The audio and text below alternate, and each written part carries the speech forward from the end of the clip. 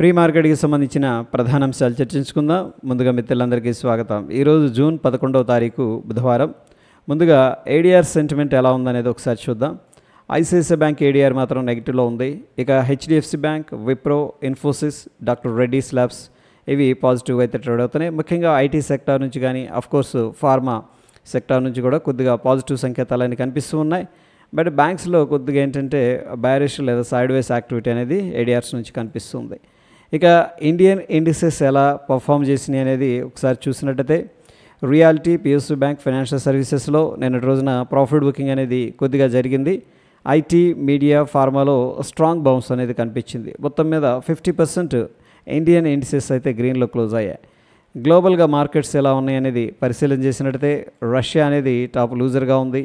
Of course German, Europe, US markets కూడా కొద్దిగా నెగిటివ్గా ఉన్నాయి. ఫ్రాన్స్, లండన్, హాంకాంగ్ దాకా నెగిటివ్గా ట్రేడ్ అవగా China A50 futures, Asia market, Japan, South Korea slight గ్రీన్లో ట్రేడ్ అవుతున్నాయి. యూఎస్కి మార్కెట్కి సంబంధించిన వోలటాలిటీ కూడా ఇంక్రీజ్ అయింది.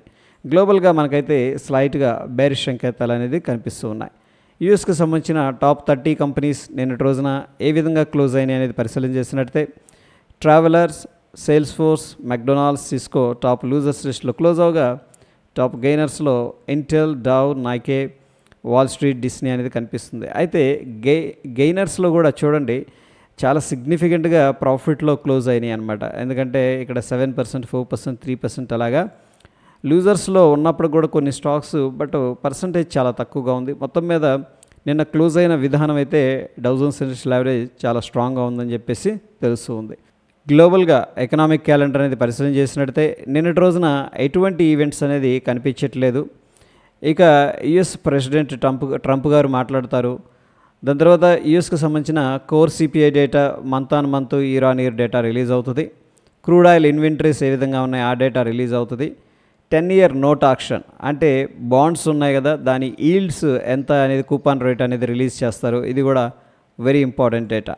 ఇండియాకి సంబంధించిన ఎకనామిక్ క్యాలెండర్ అనేది పరిశీలన చేసినట్టయితే నిన్నటి రోజున ఎటువంటి ఈవెంట్స్ అనేది కనిపించట్లేదు. ఈరోజు సాయంత్రం 5 గంటలకి M3 మనీ సప్లై డేటా అనేది రిలీజ్ అవుతుంది. సో ఇదేం చెప్తుందంటే ఫిజికల్ క్యాష్ సర్క్యులేషన్లో ఎలా ఉంది, డిమాండ్ ఎలా ఉంది, డిపాజిట్స్కి, సేవింగ్స్ కానీ, కరెంట్ డిపాజిట్స్ కానీ, fixed deposit, term deposits data అనేది ఇది మొత్తం కూడా ట్రాక్ చేస్తుంది అనమాట.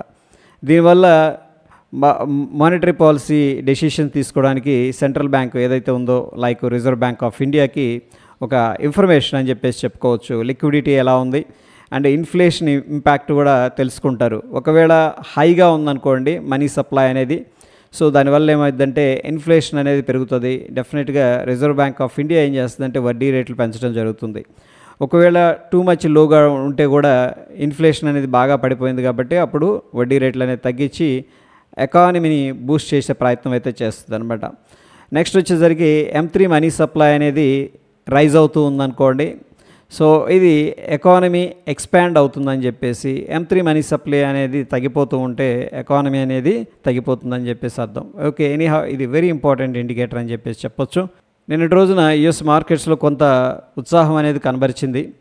అయితే ఫ్రెండ్స్ ఇక్కడ యుఎస్, చైనా వీళ్ళిద్దరు కూడా ట్రేడ్ డీల్స్ గురించి డిస్కస్ చేసుకోవడానికి ఓ ఫ్రేమ్వర్క్ అనేది జరుగుతుంది లండన్లో అని చెప్పేసి చెప్తూ వస్తున్నారు. ఇది పాజిటివ్ అనమాట. వీళ్ళిద్దరు కన్నా కూర్చొని ఓకే ట్రేడ్ నెగోషియేషన్స్ అనేది పర్ఫెక్ట్గా జరిగిందంటే ఒక స్టేబుల్ అనేది రావడానికి ఆస్కారం ఉంటుంది మార్కెట్స్కి.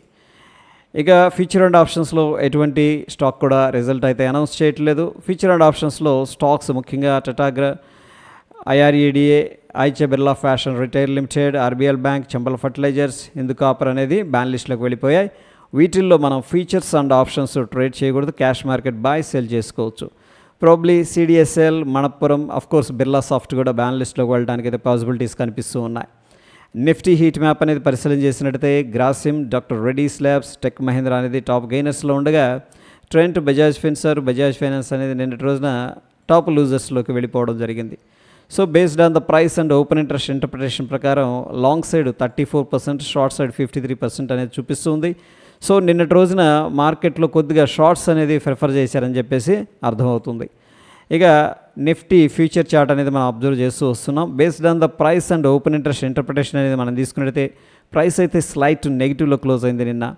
బట్ ఎనీహౌ ఇక్కడ ఏం చెప్తుందంటే లాంగ్ అన్వైండింగ్ అనేది చూపిస్తుంది. అంటే ఎవరైతే పైకి వెళ్తుంది అని చెప్పేసి తీసుకున్నారో ప్రాబబ్లీ వాళ్ళు ప్రాఫిట్ బుకింగ్ చేసుకున్నారని చెప్పేసి అనుకోవచ్చు.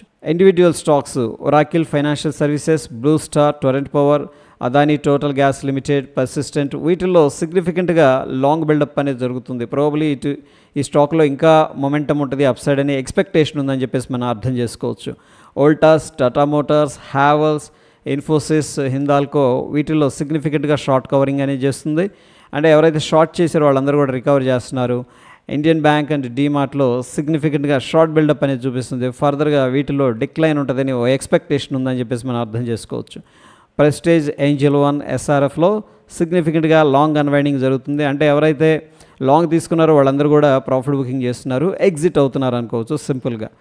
ఇక ఈరోజు ఎటువంటి ఎక్స్పైరీ కూడా లేదు. పార్టిసిపెంట్ వాయిస్ డేటా అనేది మనం పరిశీలన చేసినట్టయితే ఈసారి ఎఫ్ఐఎస్ అయితే స్టాక్స్లో మాత్రమే యాక్టివ్గా ఉన్నారు, బుల్లిష్గా ఉన్నారు.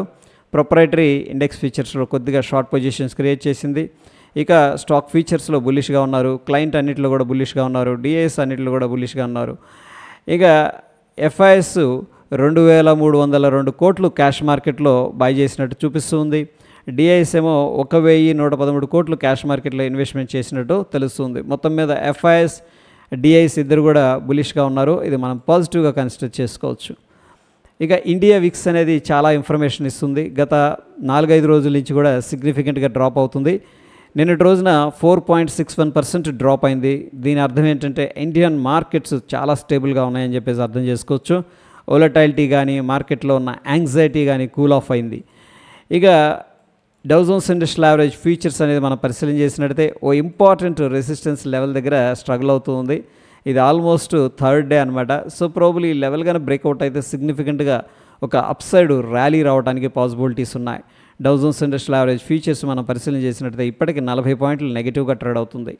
డాలర్ ఇండెక్స్ విషయానికి వచ్చేసరికి ఓ ఇంపార్టెంట్ సపోర్ట్ దగ్గర అయితే కొద్దిగా కన్సాలిడేషన్లో ఉంది. నిఫ్టీ 50 అనేది మనం పరిశీలన చేసినట్టయితే సో గత 2 రోజులుగా ఏం జరిగిందంటే గ్యాప్ అప్ అయింది అండ్ దాని తర్వాత ప్రాఫిట్ బుకింగ్ జరిగింది. సో ప్రస్తుతానికి మనం ఈ నిఫ్టీ అయితే ఇంకా గ్యాప్ ఫిల్ చేయలేదు. సో గ్యాప్ ఫిల్ చేస్తే బాగుండేది.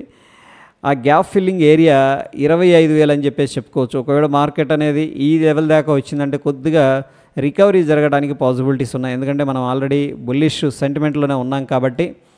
సో ఇమీడియట్గా 25,100 ఈ లెవెల్ అనేది బ్రేక్అవుట్ అయిందంటే 25,333 దాకా అప్ సైడ్ వెళ్ళటానికి పాసిబిలిటీస్ ఉన్నాయన్నమాట.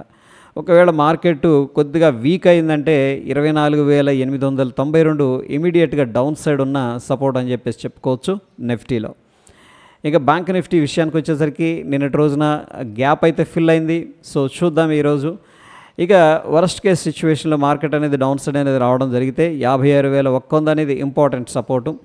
మార్కెట్ స్లోగా 56,925ని బ్రేక్ చేయాలి. దాని తర్వాత 57,750 దాకా అప్ సైడ్ వెళ్ళడానికి పాసిబిలిటీస్ అయితే కనిపిస్తూ ఉన్నాయి. ఇక సెన్సెక్స్ విషయానికి వచ్చేసరికి ప్రీవియస్గా ఒక ఇంపార్టెంట్ రెసిస్టెన్స్ లెవెల్స్ దగ్గర కొద్దిగా స్ట్రగుల్ అవుతుంది.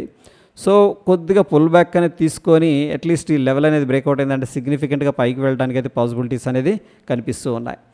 గిఫ్ట్ నిఫ్టీ అనేది మనం పరిశీలన చేసినట్టయితే ప్రీవియస్గా ఇక్కడ క్లోజ్ అయింది. ప్రస్తుతం ఏంటంటే కొద్దిగా గ్యాప్ అప్ అయింది.